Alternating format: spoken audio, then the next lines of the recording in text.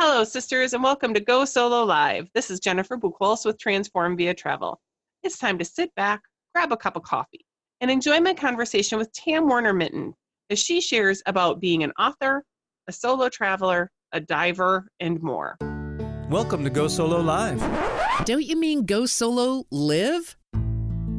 Have you ever been asked, why on earth would you travel alone? Go Solo Live not only answers that question, but celebrates life as a midlife solo traveler. This is a safe place for women to come together to reminisce about their travels, encourage others to travel, and to dig into the real lessons learned from these journeys. Now join Jennifer Buchholz with Transform Via Travel as she and her guests share stories of the solo travelers of midlife women. Joining me today is Tam Warner Minton of Travels with Tam, and you'll be able to find her website listed in our show notes. Her tagline is Empty Nest Adventurer, Renewing, Revamping, and Reinventing Life. Welcome, Tam. Hi, how are you? I'm great. I'm so excited that you're able to join us today. And we were just talking off the air that it is mid-April and you're in beautiful sunny Dallas. And Yes. Typically in Milwaukee, we're experiencing spring. However, today Mother Nature decided she needed to cool us off. So we are under, in my area, about 8 inches of snow. Oh, that's awful. I mean, we are just in the most beautiful sunny day. The trees are all bloomed out, green, green, green. I'm sorry about the snow. I'm sure you're ready for spring. We are, but that's, you take what you can get. I guess if I didn't like it, I'd have to just go somewhere else. And go somewhere else is something that you sure do a lot of. Let's talk a little bit about how did this get started for you? Where were you in your life when you decided I'm ready to move on and do more? Well, both of my kids were gone to college, and I didn't think of it as solo traveling. I didn't even know the term back then. But what I wanted to do was go and do a volunteer program for adults somewhere in the world. I'm a scuba diver, so I was looking for scuba, something to do with underwater, maybe surveys or something like that. So I had seen a documentary on the BBC. It's called The Queen of the Mantas. And there was a researcher, and she was in Tofu Beach, Mozambique. And I found I found a program that actually was taking place in that location. And I thought, I'll go do some science in the water and I'll meet her. So I booked my trip. My family thought I was completely crazy. And they were a little nervous about mom, traipsing off to Mozambique by herself. But I booked it and I went. That's fantastic. Now, I'm a diver as well, so I'm very interested in the outcome of it. But your kids thought you were crazy. Mom's crazy. Of course. What were some of the things they were saying around that? Well, they were scared. I'm sort of accident prone. So they were afraid that I would fall. They were afraid that, I'd get lost. They just sort of saw me as, I guess, a lone woman wandering around, not knowing what she's doing. They didn't want me lifting my luggage.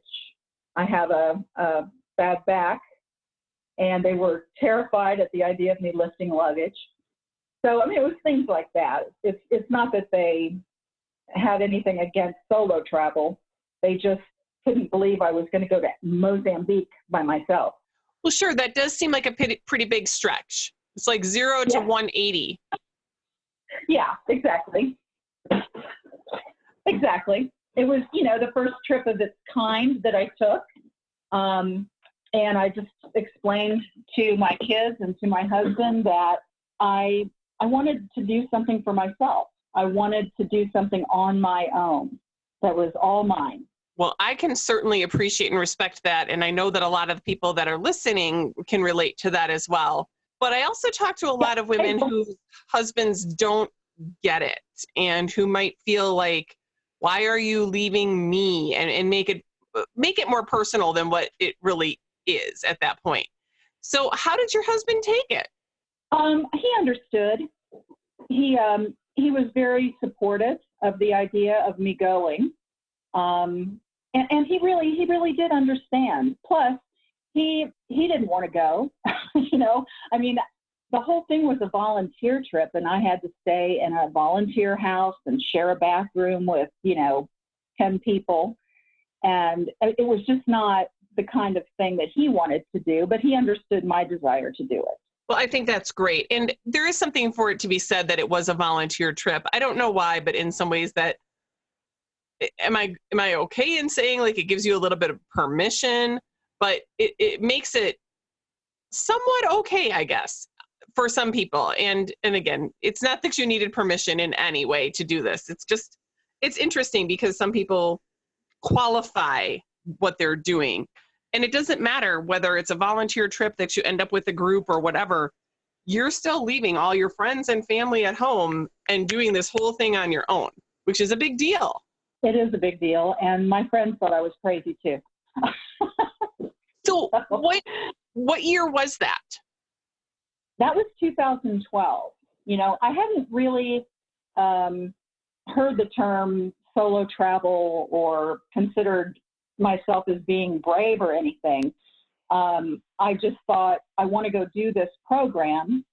No one else wants to go do it. And I would really enjoy meeting the people and doing the project. And so I really wanted to do it.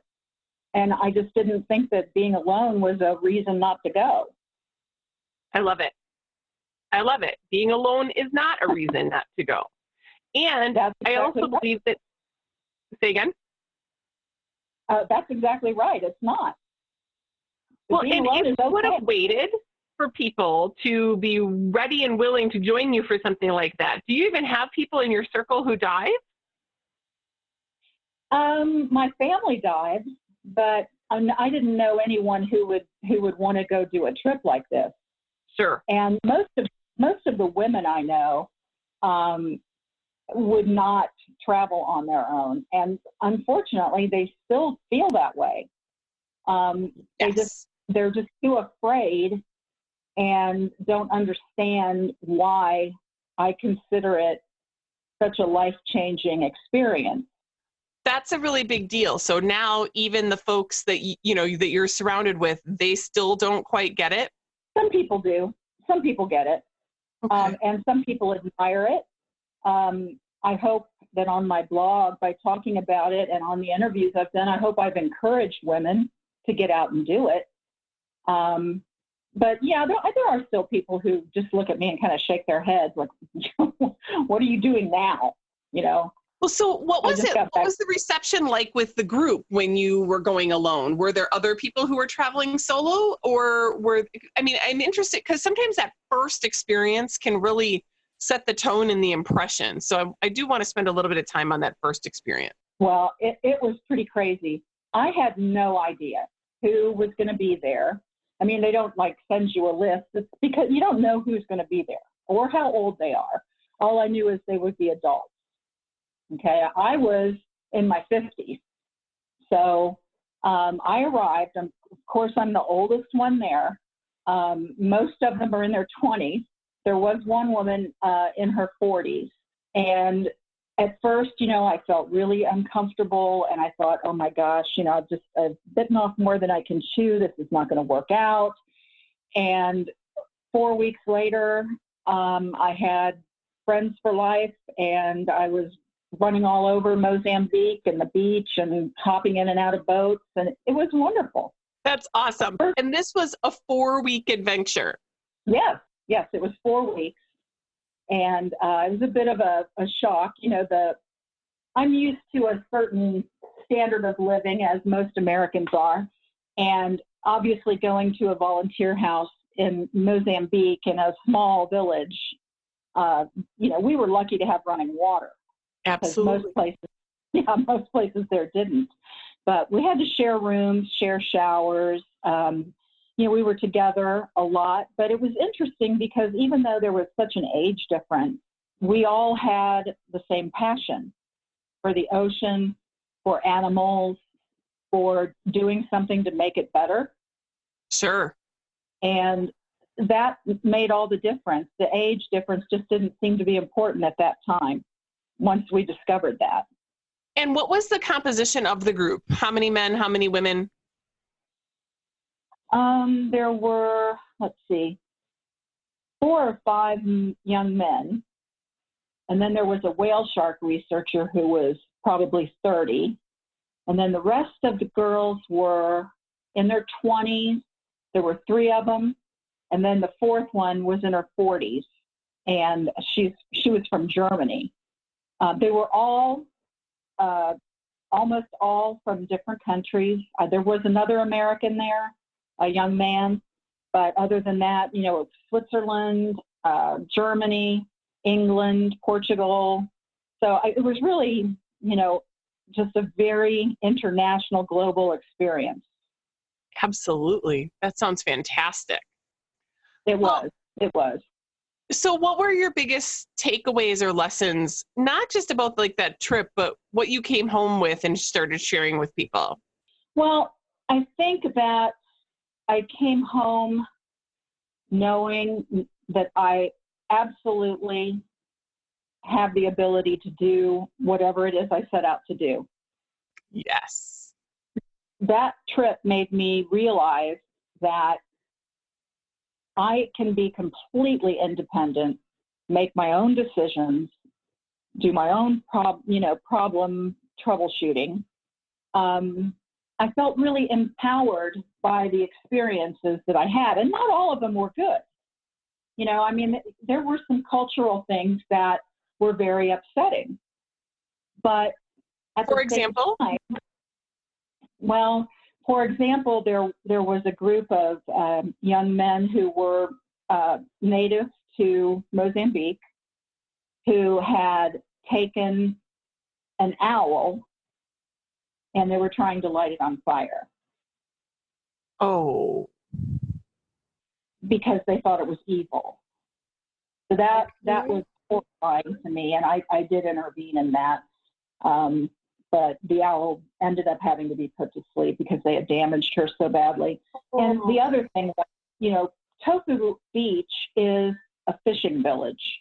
So fishermen were going out every day and coming back with boatloads of dead sharks, dead stingrays, dead manta rays, mobulas. It was horrifying to watch them cutting them up in the town square, knowing that these are endangered animals. Interesting. So, it wasn't all pleasant. And I don't think that all of my trips have been pleasant. There's always something that goes wrong or that I didn't expect. But That's part of it. That's part of the experience of traveling and enlarging your perspective. Well, and you have to be in it for both the good and for the not so good, or it almost like it almost doesn't count if you only want the sunshine and the rainbows out of the travel and you can't stomach the poverty or the reality or the, whatever else you're seeing, probably stay home and watch it on TV. Well, and, that's what I always tell people that, when you go on vacation and you go to an all-inclusive resort or you're on a cruise ship, that's wonderful. That's a lot of fun. Most people never even leave the property. Okay, That's a great vacation, but it's not travel. Right. Eating in local restaurants, talking to locals, seeing the manner in which they do tasks, that broadens your life experience. And I saw a study the other day that it's called When in Rome, Learn Why the Romans Do It, What They Do. And it indicates that people who are willing to have actual multicultural experiences are more creative and become more open-minded when they do that. That sounds amazing. Yeah. When a person travels, there's so much new information that has to be taken in and processed. And you sort of go off of autopilot of daily life. I go about my life pretty much on autopilot. I get in the car, I start it, I know where I'm going, all that sort of thing. I know what people are going to say to me. When you go to a place that is completely unfamiliar, you have to actually pay attention. If you're in London and you want to cross the street, you have to remember that the traffic flows to the left and not the right. So you're constantly having to pay attention to what's going on around you. And, that can be exhausting. But it's a great way to challenge yourself. I'm just not a person who wants to stagnate. I want to have independence. I want to have incredible experiences. And I find all of those things empowering and increasing my confidence and my independence. And so when you return, go ahead. I love to travel with friends and family, obviously. I mean, I love to do that. But I go alone quite a bit. So when you returned, what was different for you? I just had this feeling of confidence that I didn't have before. I would think to myself, well, if I could do that, I can do anything. Amen. If I can do the walk. There was a walk from our volunteer house down to the beach. Oh my gosh, it was just a nightmare. It was really steep and the steps were horrible. And the first couple of times I did it, I really thought I am not going to be able to do this trip. But by the end of that 4 weeks, I was running up and down that hill. That is incredible. I know. It felt really good. And I came home feeling really, really empowered.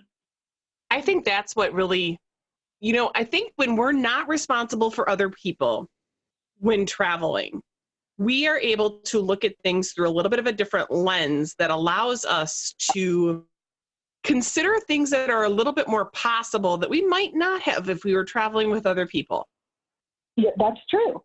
That's true, because you kind of depend on the other person to keep you company, and you have to, make decisions together. There's something really refreshing about going someplace and going, well, I think I'll do this. And there's no one else to ask or to consider. You just go do it. Exactly. And that's not to say that we don't want to include others, because I do travel with others as well. But there are times where it's like, even when I do travel with others, there's times where I say that I do need a little bit of space.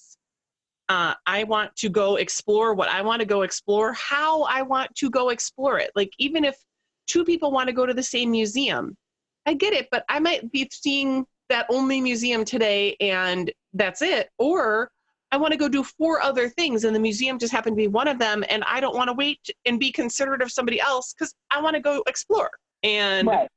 And that's a really good point, because, even now, when I travel with other people, the understanding is that, if I want to go off and do something different than you do, that's fine. Yep. It's easy to set those parameters ahead of time. And I also know who I would travel with who would not feel that way, that would want to be with me all the time. So, that is something that's important. And I always tell people too that solo traveling does not mean that you're alone. I travel solo. I never feel lonely, because there are so many people to watch, to meet, to talk to. And because I do so much of the citizen science and volunteer stuff, I'm introduced all the time to people who share my passion for the ocean. So I have friends all over the world. I still keep in touch with so many people that I've met on those trips. Well, and I think you're really just as alone as you choose to be. And people are more approachable when you're traveling solo. So you can, initiate conversations a little bit more, I think, in some ways. And if you don't want to, you don't have to. But solo travel doesn't mean solitary. No, it doesn't have to. No. I do a lot of these dive trips with, the biologist that I went to Tofu to meet. I met her. And since then, I've traveled with her almost every year on different science expeditions that she puts on. Her name is Dr. Andrea Marshall, and she was the first person who ever did a PhD on manta rays. Wow. So she is really amazing and very inspiring. For her to have gone to Mozambique at 23, discovered this group of mantas, and begun researching them. I mean, that takes a lot of guts. That does. Go ahead. No, I just want to support, her in what she does. And so I take what they call Ray of Hope expeditions with her, and we do science on those trips. And they're just a lot of fun, and you meet a lot of people. I just got back from one, actually. I was in Mexico in a very remote location where, you didn't have internet, there was no phone, there was no signal. And we spent a week with mantas and whale sharks and hammerheads, and it was terrific. That sounds fantastic. So as a diver, and you've gone a lot of those different places. Where are some of your favorites? Oh gosh, I love to dive Cozumel. I learned to dive there, and I find it just constantly amazing, beautiful. Komodo and Raja Ampat in Indonesia are so full of life, you have to almost brush it away. It's carpeted with life everywhere. Wow. It's so incredible to see that. And I did go to the Great Barrier Reef and was so disappointed. I don't know if you know, but a third of that reef has died. A third of it died in 2016 when I was there. And it's horrible to see the coral skeletons and reefs that, just aren't alive anymore. They're not active anymore. Such a shame. They're dead. It's horrible. It's really horrible.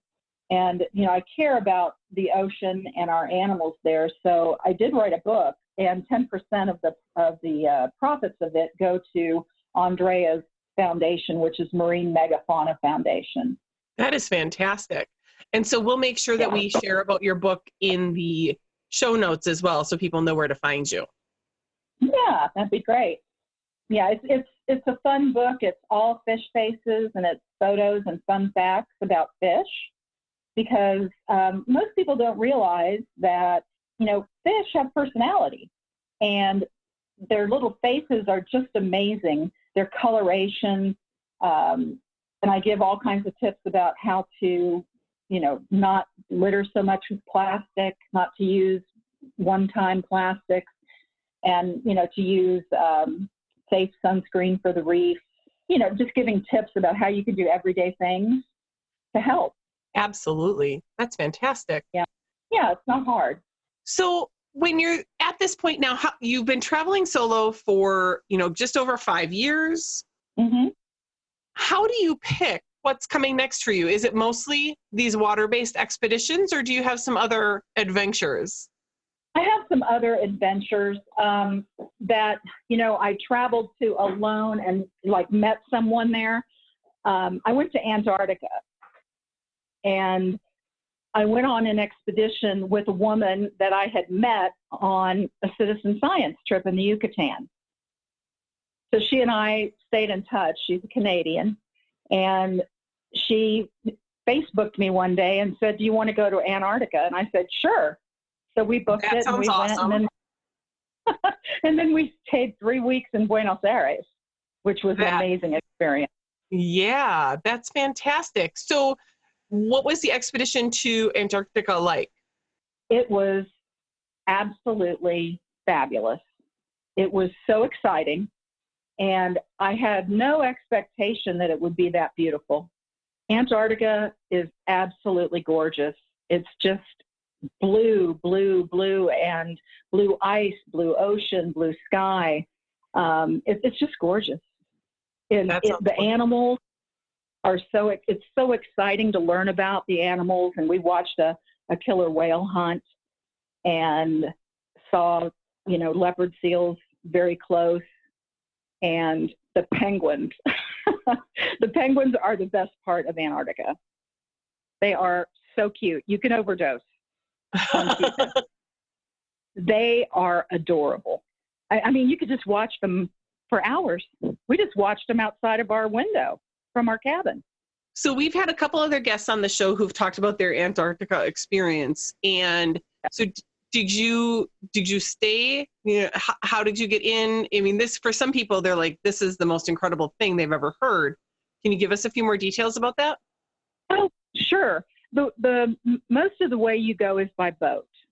Okay. And I mean, it's a live aboard boat, like a cruise, because Antarctica doesn't exactly have airports. Nobody really lives there except for scientists. So we left from a place called Ushuaia, which is the very southern tip of Argentina. You can also leave from Chile, but I think it would take you much longer to get there. But it took us 2 days to actually get to where we saw the continent. And there's a rough patch of water called the Drake Passage on the way. And it wasn't that rough for us on the outbound. When we came back, it was. But, just to stand in the bow of that ship and watch icebergs coming closer and penguins porpoising in the water, it was just, I don't know how to describe it. It's something I'll keep with me forever, and I would want to go back tomorrow if I could. Well, so since you've done such a huge adventure with that, and it's hard to imagine what you would have on deck to come up next. Here are some of the places that are still on your bucket list. Well, I have a trip coming up that I am really excited about. I'm doing a river cruise in Europe, and I'm doing basically Eastern Europe, which is a place that I have not been before and that has been on my list forever. I've always wanted to go to Prague and Budapest. Wow.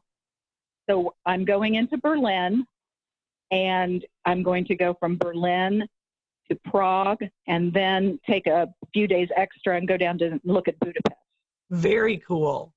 That is a huge bucket item for me. And how long is the cruise?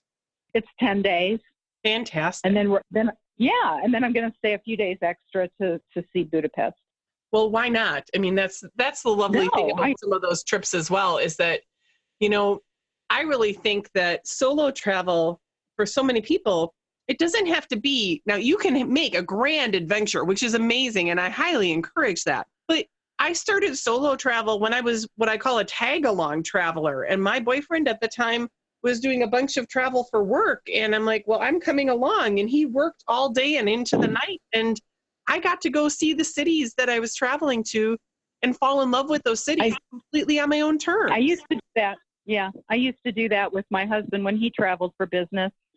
And one of my best solo adventures was going to Thailand on a live-aboard dive cruise. And after that cruise, my daughter flew in, and we spent another week in Bangkok and then went to Phuket. And my daughter was very nervous about flying alone and flying all the way to Thailand. And when we left, she didn't want to leave. Wow. She thought it was the greatest thing she ever did. She loved it. So you were inspiring her as well.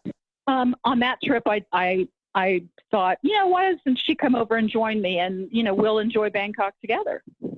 We did a day of elephant sanctuary volunteering, and that was amazing. We got to go in the river with elephants. Wow. There's just so much in the world to get out and do. And then on the other hand, 2 weeks ago, I took a trip alone just from Dallas to a little city called New Braunfels in Texas, which is a little German town. And I did some whitewater rafting and explored the town, and, I did several write-ups on the city for the tourism board. So, I mean, it can be really close by. It doesn't have to be. I think that there's something about, there's a mindset here rather than the destination. There's the mindset of, I'm going to go explore. I want to go play. I want to do it on my terms. I mean, that's all part of this. Right. And everybody has, different interests. Of course, I'm very interested in the ocean, but, I'm very interested in other things too. I'm a huge history buff.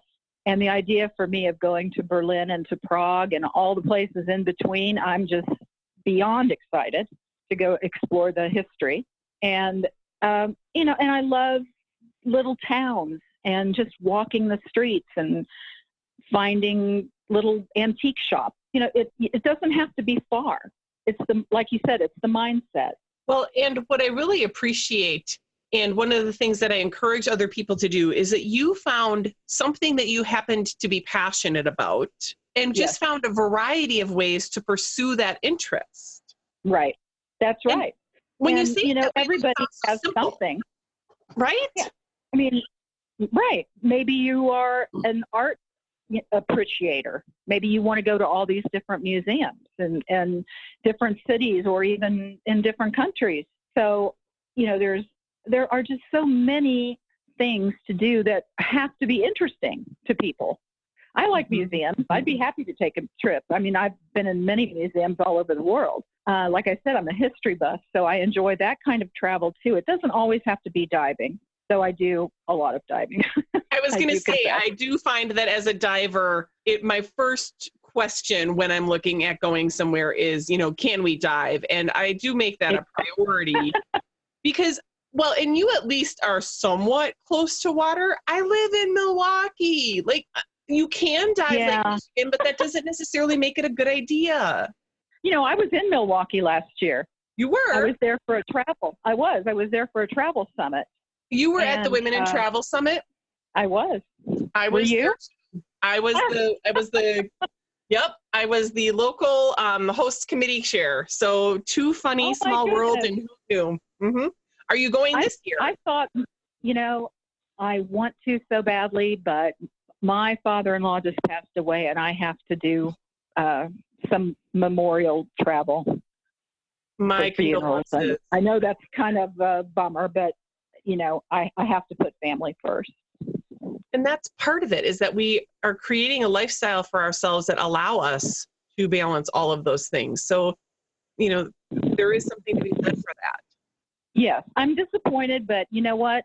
There will be another travel summit next year, and I'll be there. And let me tell people, for those who are listening, the Women in Travel Summit is put on by the organization Wonderful, and it was last year in Milwaukee. It is this year in Quebec City in Canada, and it's coming up soon.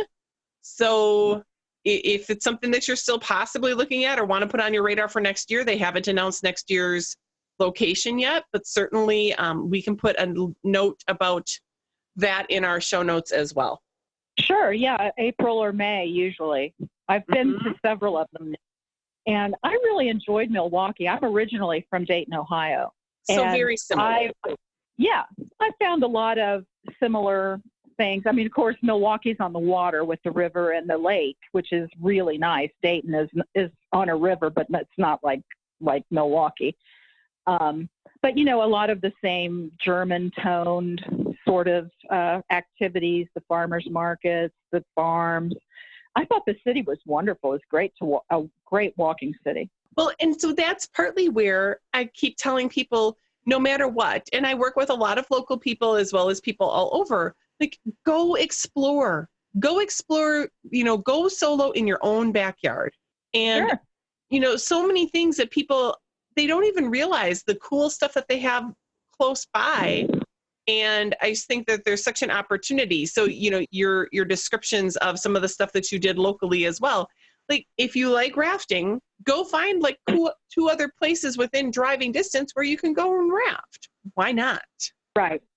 Yeah. For instance, there's a lake in Dallas. It's small, but it's a city lake, and I love to kayak. And I will just take a day and go off to that lake by myself and enjoy the day on my kayak. That sounds fantastic. Right. It's taking a little day trip all by myself. And there are so many little towns in Texas that are just so adorable that I can travel to. I have a really good time exploring them. So how do you think your solo travel has now created, I don't know, what does it say for your family now? You've been doing it for a while. This is now, you've built a business on this. You have a presence on social media, as well as, you've certainly gotten around. What does your family think about it now? They think it's great. They're they're never surprised when I tell them I'm going somewhere. They have met Andrea now. She was in Austin last year to announce another species of manta that she has discovered. And Wow. she met my family. So, they're very excited about the work that she's doing with the mantas. And one of her partners also works with whale sharks. So I've done some whale shark expeditions too, which are just tremendous fun. And they've gone with me on whale shark trips, things like that, to swim with the whale sharks or maybe to go with manatees. They don't blink now when I say I'm going to Antarctica. That's awesome. They really don't. They just say, "Oh, I wish I could go." That's, And I think it you says it could right there. That's awesome. Yeah. I mean, I think that my kids now have a different idea of what travel can be. Well, why not? Yeah, exactly. And, I would encourage them to go do those things on their own. Oh, how exciting. Well, I want to make sure that people can find and follow your adventures, Tam. Can you tell them where they can find you and if you have anything to offer so that they can continue to keep up with what you're up to? I have a blog, which is travelswithtam.com. I'm on Twitter as Travel with Tam and Instagram as Travels with Tam. I'm also, I'm on Facebook, Google+, Pinterest. They can find me on Amazon. I've got an author page on Amazon with my book. Where else? I write for other articles. You can just Google my name and you could find different travel articles all over the place, different publications, and my photography as well. I do underwater photography. And, I enter competitions, things like that. And I've done very well. I'm very pleased with how I've performed. That's fantastic. Well, I definitely appreciate you taking your time to share your stories with us today. And, we're really very well aligned on how we support, the philosophy of solo travel. I think what's exciting is that you have so many different adventures that you've done that I hope people can see the possibilities when they listen to you. I hope so. I always want to encourage people to get out there and try something different and to consider the benefits of being on your own. Absolutely. Absolutely. I love it. Well, thanks again, Tam. Well, thank you. I hope to meet you maybe at next year's WIT. That would be fantastic. I agree. Wasn't it great to hear the stories that Tam shared with us today? It's important to remember that you can find an interest and go pursue it solo and wherever and however you want. If you love these stories and want to help support Go Solo Live, you can do that by making a small financial contribution to the show at www.patreon.com/GoSoloLive. That's www.patreon.com. Show your love. And we've reached the end of another episode, but the conversation doesn't have to end there. Go to www.transformviatravel to join our email list or follow us on Facebook at Transform Via Travel. If you like what you've heard, please invite your friends to listen to us at Go Solo Live. And we're always looking for guests. You can reach out directly to me at Jennifer@transformviatravel.com. Until next time, remember, go solo, but not alone.